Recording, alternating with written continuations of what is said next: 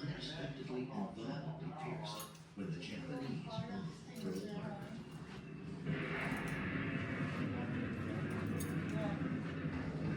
December 7th, 1921, a date which will live in infamy. And so began America's involvement in World War II. It was a time of great sacrifice, great struggle, and ultimately, great victory. Heroes were born on the battlefields of Europe and on the seas and islands of the Pacific. But there was another place where heroes reigned, on the railways that crisscrossed countries and continents, connecting Americans wounded on the front lines with the medical care needed to save their lives.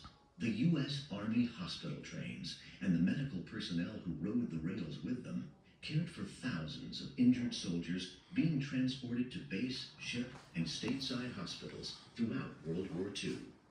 During both the American Civil War and World War I, railways had been used to move injured soldiers.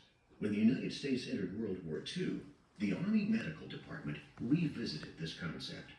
In 1944, the Army implemented a one-car design that became the standard hospital unit car. Each was more than 84 feet long, 13.5 feet high, 10 feet wide, weighed 82 tons, and contained a kitchen, 36 bunks, toilets, showers, a receiving area, a pharmacy, and staff quarters, allowing it to function independently from other train cars. The American Car and Foundry Company produced and delivered 100 of these hospital unit cars in May 1944, and 100 more in January 1945. We run a hospital train across Europe, and I was a unit clerk. Paris was our home base. We went back into Europe in all the countries in Western Europe.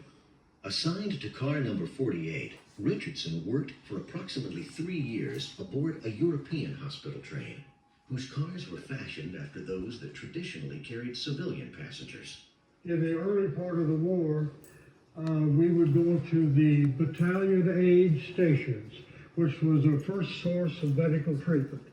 And then we would, those that were capable of being hauled on a train would be loaded on our train, and we'd haul them to hospitals in Belgium and France, and some of them went into Holland. Hospital trains weren't only a feature of foreign battlefields. They were also used stateside to transport injured soldiers arriving in ports on both coasts to hospitals throughout the United States. Hospital ships are